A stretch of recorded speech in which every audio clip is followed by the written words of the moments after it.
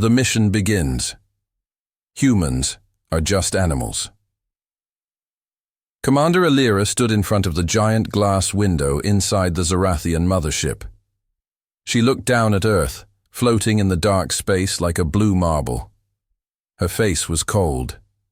Her silver eyes had no emotion. "Humans are just animals," she said quietly. Her voice echoed in the silent room. Behind her, a younger officer asked, "Then why are we here, Commander?" Alira turned around slowly. "Because even animals can be dangerous when they multiply and evolve." The young officer nodded. No one in the Zorathian Empire trusted humans. To them, Earth was dirty, chaotic, and full of weak, emotional creatures who fought each other for power. But recently, Earth had begun creating space technology that surprised even the Zorathians. That made Alira curious and worried. "This mission is simple," Alira said to her team. "I will go to Earth, in disguise. I will live among them. I will observe their behavior. And I will prove that they are not ready for contact, not ready to join the stars." Her team looked at her with respect. No one questioned her orders. 2 hours later, Alira stood in a high-tech chamber. A beam of blue light covered her, changing her appearance. Her gray skin turned pinkish. Her eyes changed to brown. Her long silver hair became short and black. In just seconds, she looked exactly like a human woman in her late 20s. She wore simple Earth clothes, jeans, a dark jacket, and boots. On Earth, she would go by the name Alina. Her mission had begun. Alina arrived in New York City through a hidden Zorathian pod. The pod landed silently in a forest just outside the city. She walked through the trees until she reached the noisy roads. Cars moved fast. People walked by holding phones, drinking coffee, laughing. She frowned. So loud, so messy. Still, she had to blend in. She walked into the city, acting normal. Her job was to observe a specific human, a scientist named Jack Mercer. He worked at a space lab that recently sent a signal into deep space, a signal that reached the Zorathians. Alina rented a small apartment near his lab. She used fake documents and money, all prepared by the mothership. From here, she could watch Jack's every move. For 3 days, she followed him. Jack was average-looking, always busy, but polite to everyone. He smiled at strangers. He helped an old man cross the street. He gave money to a woman with no home. Alina didn't understand it. "Why help others when there is no gain?" she whispered to herself, writing notes on a small device. Then came the moment that changed everything. One evening, Alina was walking home. She took a shortcut through a quiet alley. It was dark. She didn't expect trouble. She was a trained warrior, after all. But suddenly, 2 men came from the shadows. They blocked her path. "Hey, pretty lady," one of them said. "Where?" "You going so fast?" Alina didn't react. She was ready to defend herself. But before she could move, someone shouted, "Hey, leave her alone!" It was Jack. He ran into the alley holding a metal pipe. "Back off!" he yelled. The 2 men laughed. "You want to play hero?" They stepped toward him, but Jack didn't run. He stood tall, shaking but brave. Before the situation got worse, Alina used a small stun device hidden in her jacket. It sent a shockwave that knocked the men down without killing them. They passed out instantly. Jack stared at the scene, confused. What just happened?" "I had a taser," Alina said quickly, hiding her device. "Thank you for helping." "Me," Jack looked at her. "Are you okay?" She nodded. He smiled. "Well, glad you're safe. Not many people take that alley. Be careful next time." Then he walked away. Alina stood there, stunned. He had no reason to help her. He didn't know who she was. He could have walked away, but he didn't. Why? That night she couldn't sleep. She watched the recording of the event over and over. This human acted with no benefit, only care. She paused the video on Jack's face. He looked kind, For the first time, something inside her shifted. It wasn't weakness. It was confusion. And maybe curiosity. Back on the mothership, a message came through. Status report. Alira stared at the screen. She didn't reply. Not yet. Stranger. In a strange world. The observation begins. The city never truly slept. Neon lights flickered in the fog. Cars hummed through midnight streets. Somewhere a siren echoed, but inside a small apartment on the 7th floor of an old building, there was silence. Commander Alira, now known as Elena Gray, sat near the window, staring at the glowing screen of her Zorathian scanner. Her mission was clear: observe the human male Jack Mercer, record his behavior, and report signs of weakness. But something wasn't going according to plan. She had watched many humans in training simulations. They lied, they stole, they hurt each other for power, money, or fear. But Jack was different. He smiled at strangers. He gave away food to people on the street. He sang while walking.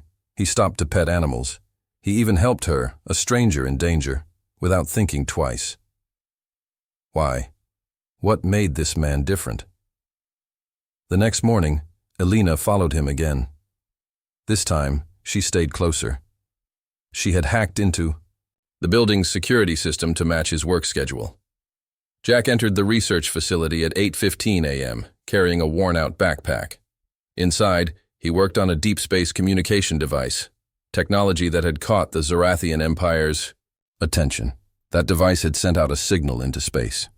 A signal that accidentally reached Zorath. Elena had seen the footage. Jack, staying late after hours, alone in the lab, testing frequencies no Earth scientist had tried before. He wasn't just a good man. He was brilliant, and that made him dangerous. That evening, something unexpected happened. She was walking past the coffee shop where he always stopped after work. Usually she just watched from outside, but this time, Jack saw her. "Elena?" he called out. Her heart jumped, not from fear but surprise. She turned, pretending to be shocked. "Jack, you okay?" he asked, smiling. "You look lost," she lied quickly. "I was just walking, trying to clear my head." He pointed to the empty seat across from him. "Want to join me? The coffee here is average, but the view is good." Elena hesitated. This was not part of the plan. She was supposed to stay hidden, invisible. But something made her say, "Sure." She sat down. They talked for almost an hour. Jack did most of the talking, about his dreams of building ships that could travel beyond the solar system, about his childhood love for the stars, about how his brother died in a rocket test gone wrong. "I still hear his voice sometimes," Jack said quietly, "telling me to keep going, that humans belong out there." Elena didn't respond. She just listened. "You're quiet," he said, smiling. "Not used to that in this city." "I like listening," she replied. Then he asked something she didn't expect. "What about you? What do you dream of?" Elena paused. She had no memory of dreams. She was born in a warship, trained to lead, trained to kill. "I don't dream," she said honestly. Jack looked at her for a moment, then nodded. "That's okay. Maybe you just haven't found the right dream yet." Later that night, Elena returned to her apartment with more questions than answers. Her mission logs were open. Her fingers hovered over the keyboard. Subject: Jack Mercer. Status: unusual behavior. Emotion level: high threat level, unknown, but she didn't hit send. Instead, she whispered, "Why did he ask about my dreams?" Back on the Zorathian mothership, her second-in-command, Officer Drax, watched her signal flicker on the screen. "She's late on her reports," he said. "She's changing," replied Commander Velan. "Humans infect minds. She's weakening.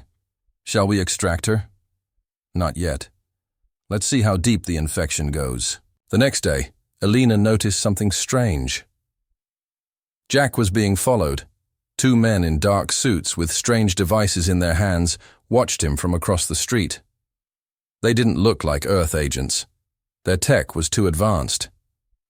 She zoomed, in using her wrist scanner. The results made her eyes go wide. Zorathian tracers, cloaked in human form, her own people, were watching her target. But why? Did they think she had gone soft? Did they plan to eliminate Jack? Her orders were to observe, not protect. Yet when she saw Jack walking into an empty train station that night, alone, and the two agents following close behind, something inside her snapped. She followed. From the shadows, she saw the first tracer. "Raise a weapon," she moved before thinking. A sharp disc flew from her sleeve, striking the weapon and sending sparks into the air. Jack turned in shock. "What the—" She grabbed his arm. "Come with me." "No. What's going on?" "Now." They ran. Behind them, the tracers followed, silent and deadly. Elena kicked open a side door, pulled Jack into a maintenance tunnel, and sealed the exit with a Zorathian lockfield. They were breathing hard. Jack stared at her, eyes wide. "You're not normal," he said. She didn't deny it. "I'm not here to hurt you," she said. "But someone else is. And they're not from this world." Jack's voice dropped. "Then who are you?" Elena looked at him, at the man who had shown kindness to a stranger. "I was your enemy," she whispered. "But now, I don't know." The lights in the tunnel flickered. Footsteps echoed from the other side of the wall. The hunt had begun. Cracks appear. He made her laugh. The abandoned tunnel was quiet again. The echo of the chase still rang in Jack's ears. He stood beside Elena, breathing heavily.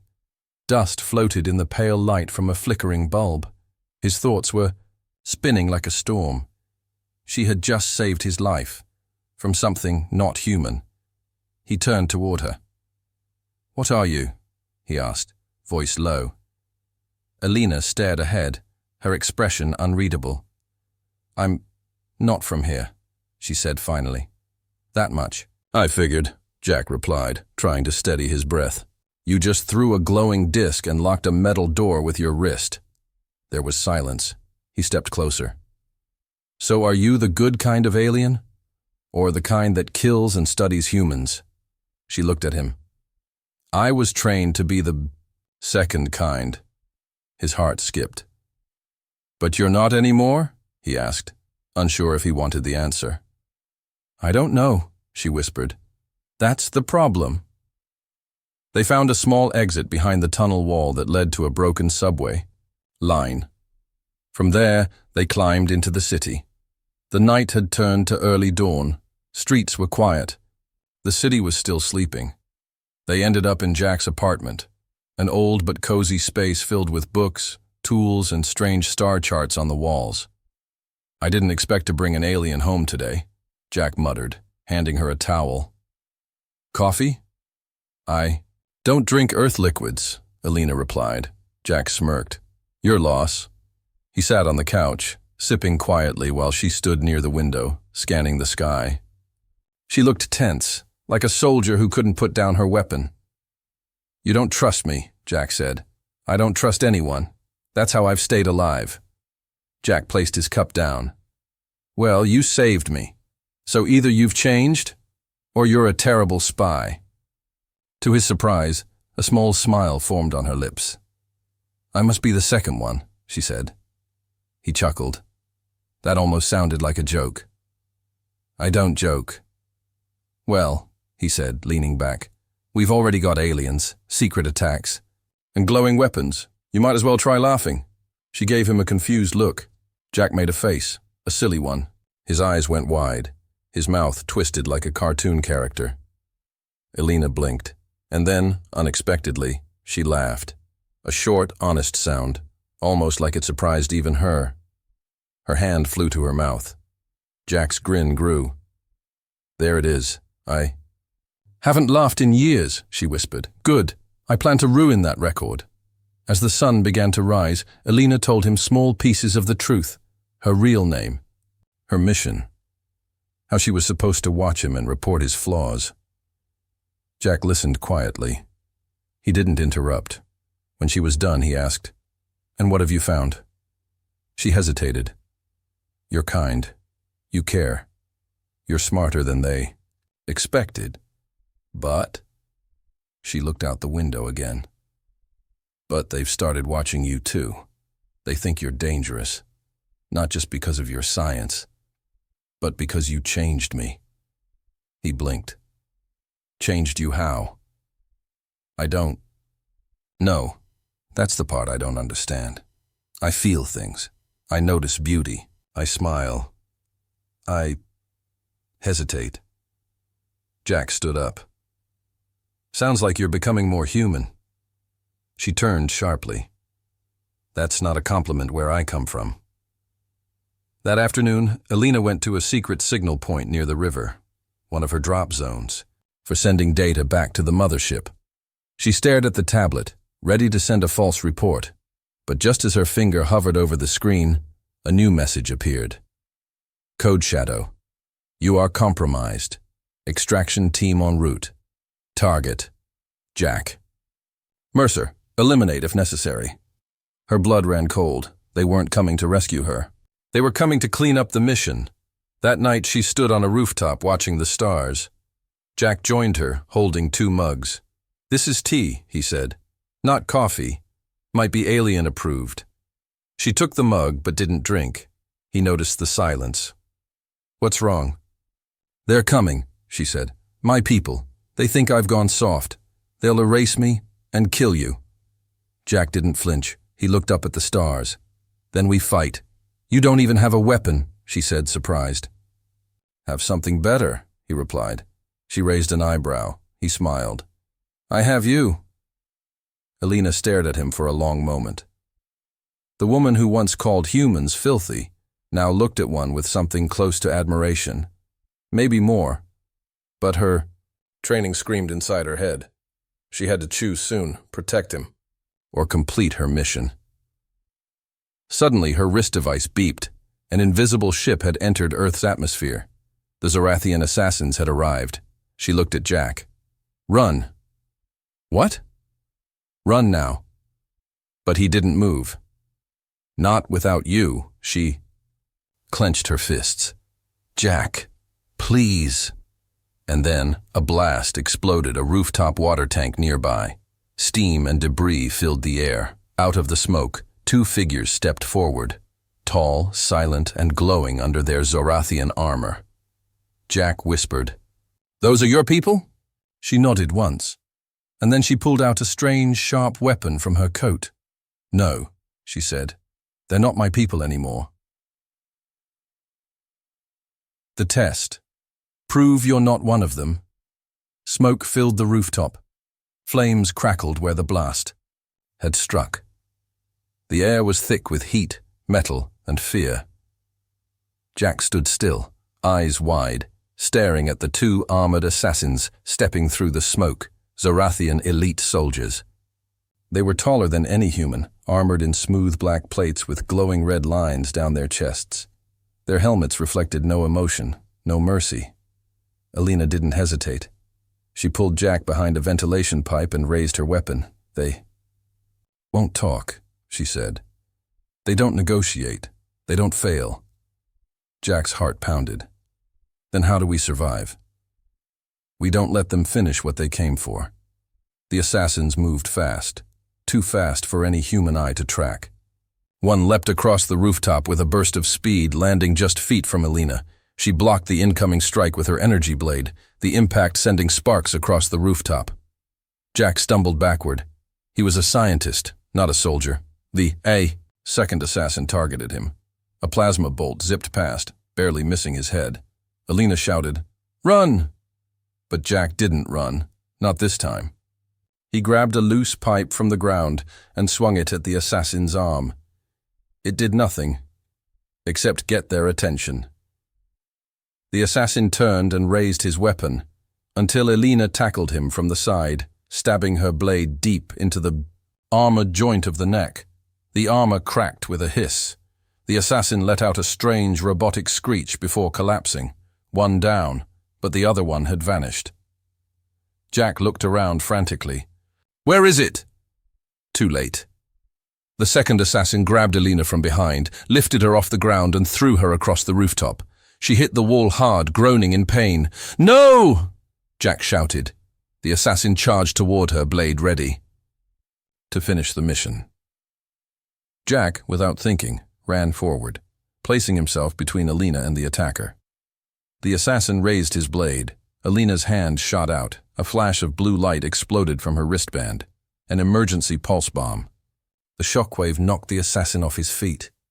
He crashed into the water tank remains and didn't move. Silence. Jack turned to Elena, helping her up. "You're bleeding," he said. "It's not blood you'd understand," she replied, wincing. He smiled anyway. Still red. That night, Elena cleaned her wound silently in Jack's apartment. Jack sat nearby, typing on his laptop, trying to send a warning to someone, anyone, about what was coming. "Elena," he said softly, "why are they after me?" She didn't answer right away. Then she looked up. "You weren't just a science project. Your signal, the one you sent into space, it reached deep space sectors we never thought Earth could reach." And it triggered something," she said.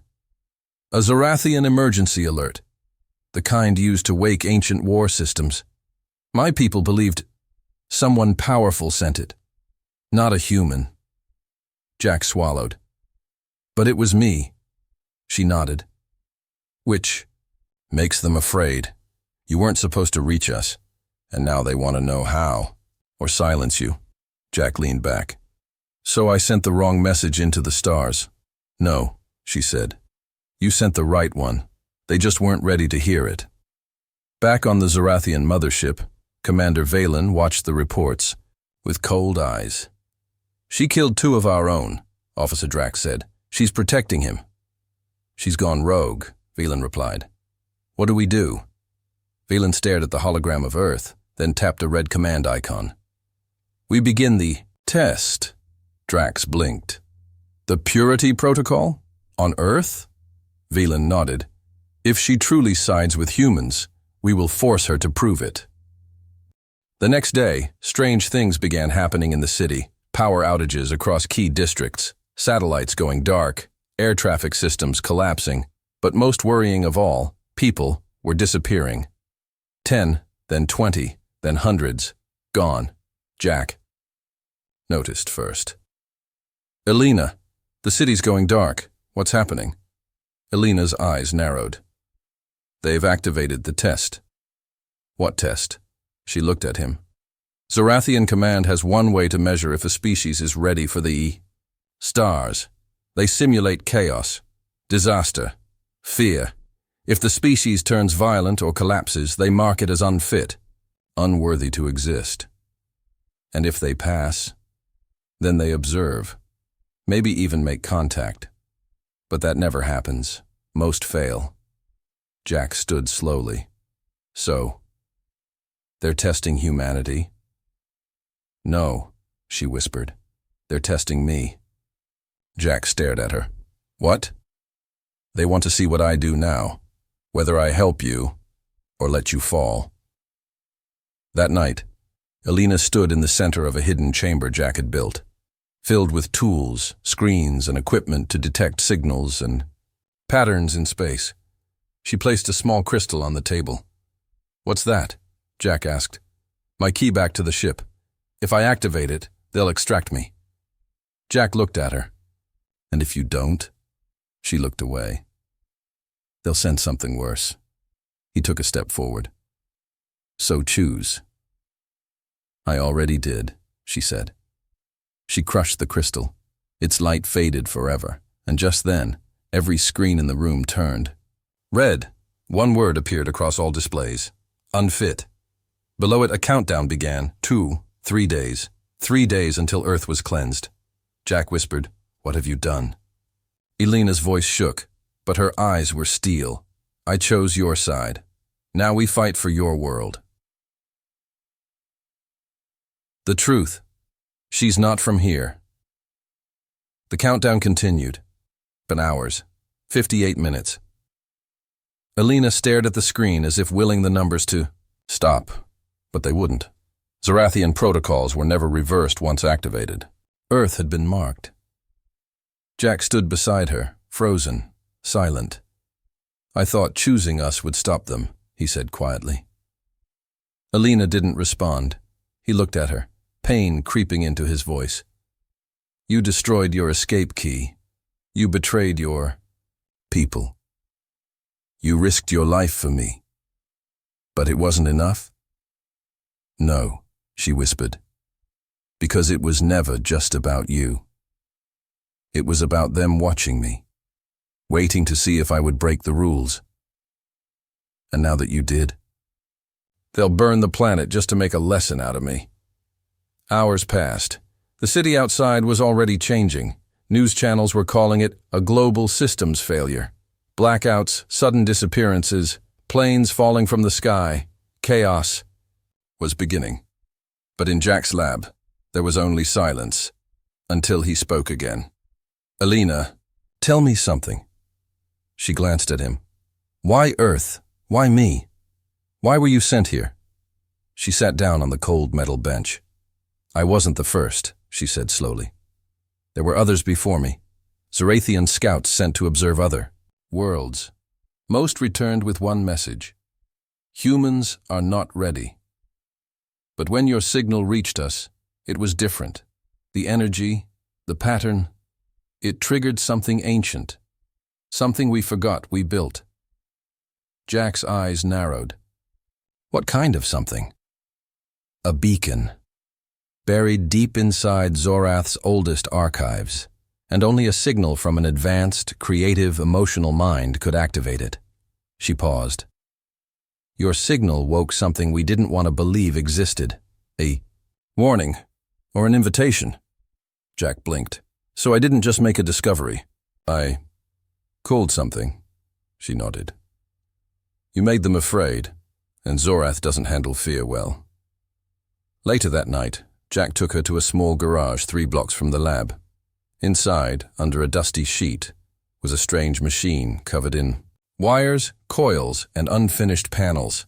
This is what really triggered that signal, Jack said. A prototype communication array. It wasn't supposed to reach deep space, but something amplified it. He pointed at a small glowing shard embedded in the machine's core. Alina froze. That's Zorathian crystal.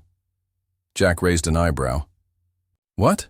She stepped forward and touched it gently. This isn't from Earth. It's a data crystal. Ancient. From before my time. Jack stepped back. But I found it in the crash field where my brother died. I thought it was just alien debris. Alina's face turned pale. Her voice lowered.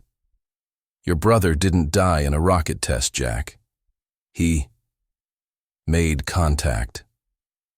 Jack stared at her, shaking his head. No, that's impossible. I saw the explosion. You buried what was left. But I'm telling you, that accident wasn't Earth's fault. The room felt smaller now. Jack sat down, head in his hands. Everything he thought, he knew about the past, about his brother, about the stars, was turning to ash. Alina, why are you telling me this now? She crouched beside him. Because you deserve the truth. All of it. Jack looked up. So who are you, really? She closed her eyes. My real name is Commander Alira Vex. I was born on a warship orbiting the gas giant Kiros, trained in orbital combat at age 9, killed my first enemy at 12. By 18, I was leading planetary cleansing missions. Jack flinched. She continued. I was everything they wanted me to be. Cold, precise, loyal. Until I came here and saw something they never taught us to see, Jack whispered. What? She opened her eyes. Kindness. Sacrifice. Emotion without gain. She looked at him. I saw you. Outside, thunder cracked. But it wasn't a storm. Zorathian stealth ships were entering the upper atmosphere. Their engines vibrated dimensions around them. Humans couldn't see them, but they would feel them soon. The purge had begun. Back inside, Alina stood. "There's one chance left," she said. Jack stood too. "What is it?" "The core crystal in your machine. If we can modify it, we might be able to send one final signal, not just into space, but into the Zorathian command chain. A reset pulse. It could shut down the purge AI, but what?" Jack asked. "I'd have to link myself into the system. And I might not come back." The lab turned quiet again. Jack walked up to her. "I'm not losing anyone else." She smiled weakly. "You already lost your brother to this. I won't let you lose your world." He placed his hand over hers. "If you're not from here," he said gently, "then why do you care so much?" She met his eyes.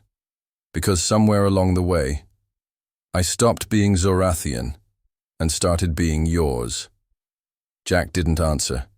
He simply nodded, and together they turned toward the machine.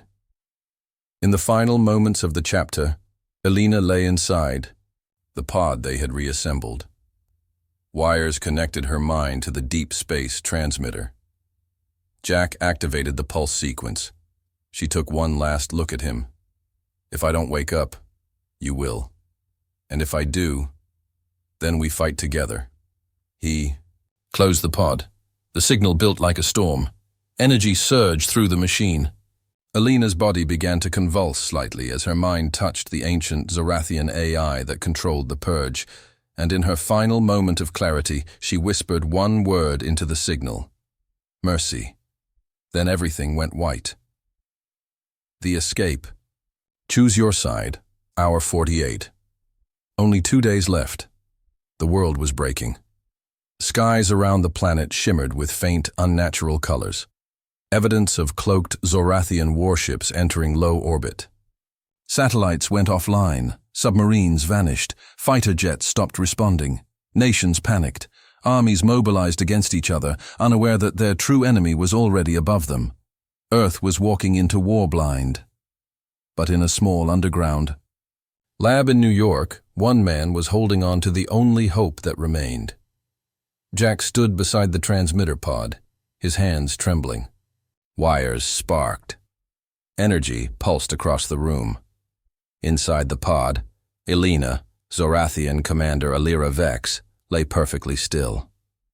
Her eyes were closed, but her mind was deep inside the Zorathian network, battling a machine made to judge entire worlds. The AI Purge program.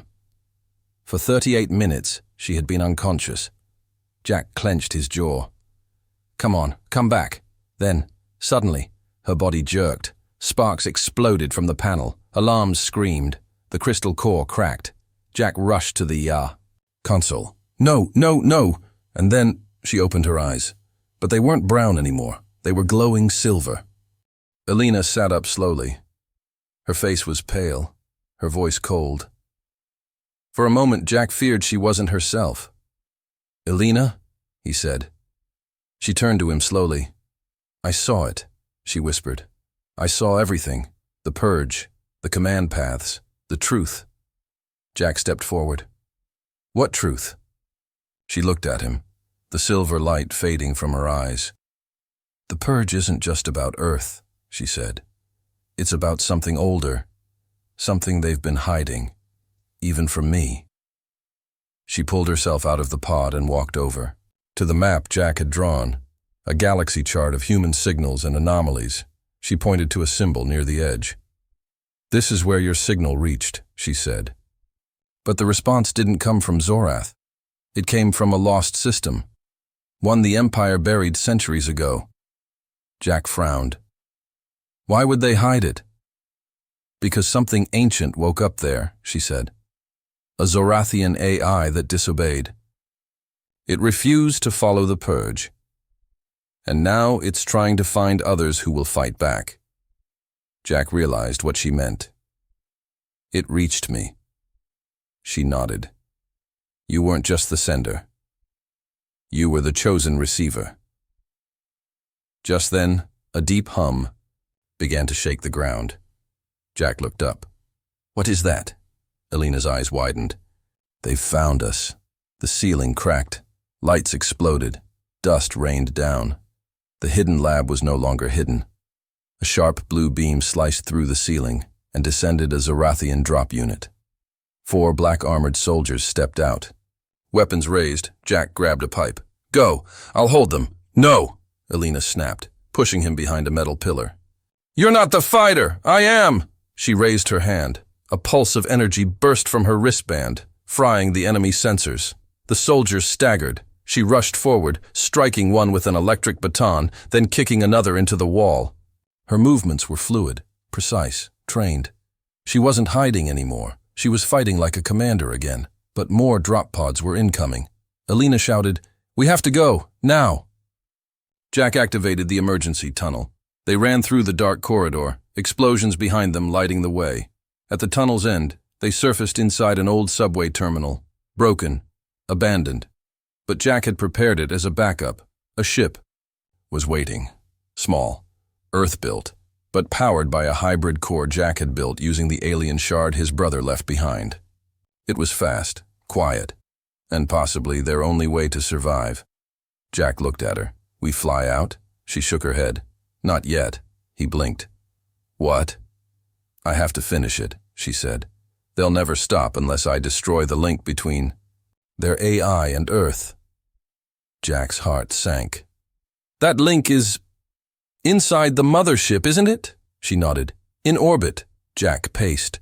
We go up, we're targets. We go alone, we die. Alina looked down, then back at him. I never said... I expected to come back. He stepped closer. Then I'll come with you. No, she said. You're the last living signal bearer. You carry the code they fear. I'm not letting you die to protect me. She touched his face. For the first time, her expression softened completely. Then give me a reason. To survive, she whispered. Moments later, they took off. The ship's engines roared as they burst into the sky, avoiding the invisible sensors blanketing Earth. They pierced the upper atmosphere just as the mothership came into view. A monstrous structure the size of a city, cloaked and silent. Jack stared through the glass. So that's what judgment looks like. Alina locked eyes with it. Not anymore. They landed inside the ship using Elena's stolen codes, still active for now. But as soon as they stepped off the ramp, alarms blared. Warning. Traitor on. Board. All units respond. Alina looked at Jack. If I don't make it to the core, finish the broadcast, even if I fall. He didn't argue. But inside, something had changed. He wasn't just a witness now. He was part of the resistance. They ran through the corridors, dodging fire, hacking doors, unlocking panels. At the core chamber, the walls shimmered with raw energy. Alina placed her hand on the biometric pad. It rejected her. Her codes were gone. Suddenly, dozens of Zorathian guards appeared. They aimed, then paused. From the shadows, an old figure stepped forward, armor darker than space, eyes like knives. Commander. Velen, Elira Vex, he said. You've fallen far. She stood tall. No, I've risen. Valen's voice grew colder. Choose now. Return to your rank, or die with this animal. Jack stepped forward. I may be human, he said, but I woke your god, and I think she's listening. Alina smirked. Wrong choice of words, Valen. And then she threw the last Zorathian override crystal directly into the core. The ship trembled. Valen roared, charging at her. Alina stepped forward, and everything exploded into light. The sacrifice. She called him beautiful. Hour. The countdown ended, but Earth hadn't burned. Not yet. Instead, high above the planet, in the orbiting Zorathian mothership, there was silence, followed by chaos. Blinding light exploded from the core chamber as Alina's override crystal collided with the main control node. Ancient energy erupted, tearing through the neural link that connected the AI purge system to the Zorathian fleet.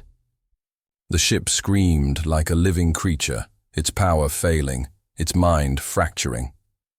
Jack was thrown across the chamber, his body hitting the wall hard. The air burned with static. Lights flashed, alarms wailed, and time seemed to slow. Somewhere in the chaos, he heard her voice. "Elena!" But he couldn't see her. Smoke swallowed the room. Commander Valen was dead, disintegrated in the blast.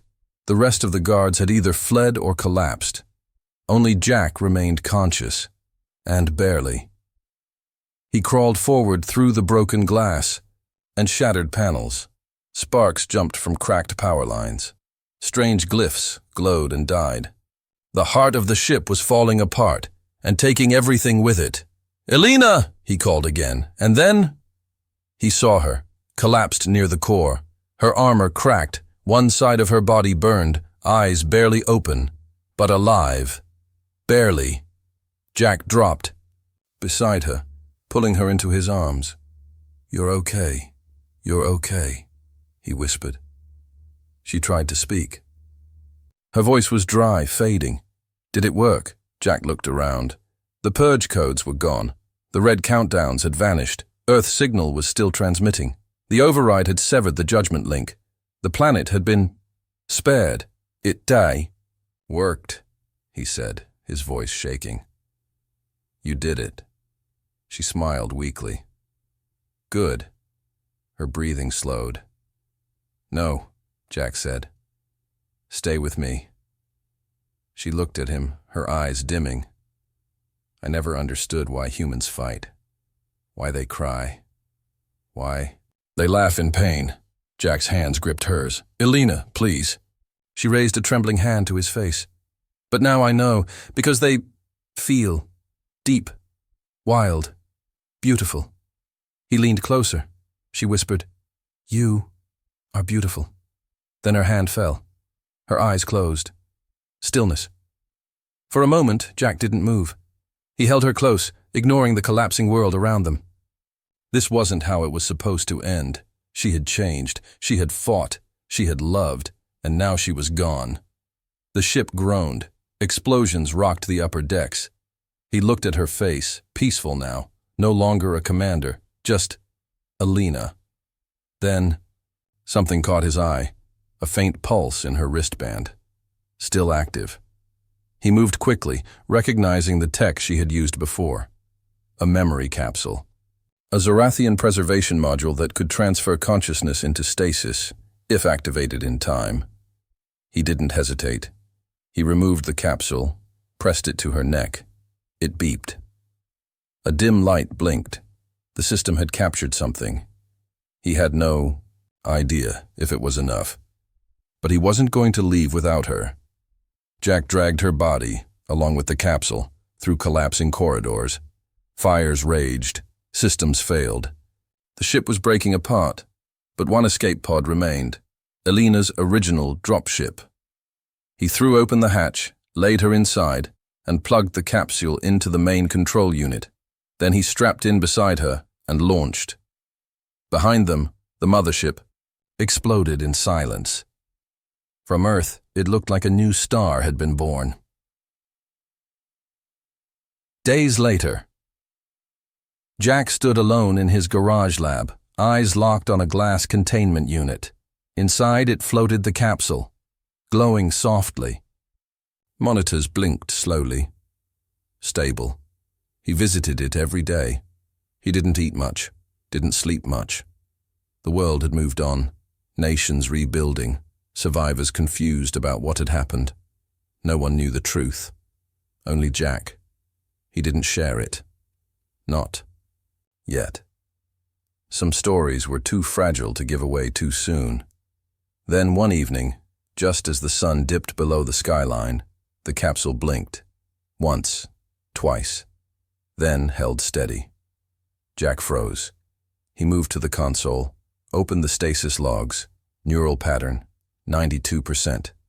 Restored cognitive link, reestablishing vital spark. Active Jack's hands trembled, and then A soft voice echoed from the speaker. Jack? He choked on a breath. Alina? A pause. Then, why is everything warm? He laughed through tears. You're home. In the months that followed, Alina's body was reconstructed using biodata from the capsule. Jack rebuilt her from atoms, piece by piece, using both human and Zorathian tech. It took all his knowledge, all his patience, all his hope, and finally, one morning, she opened her eyes. For real. She looked at him, not as a soldier, not as an alien, but as someone alive. You brought me back, she whispered. Jack smiled. You never left. They stood together in the light of a new day.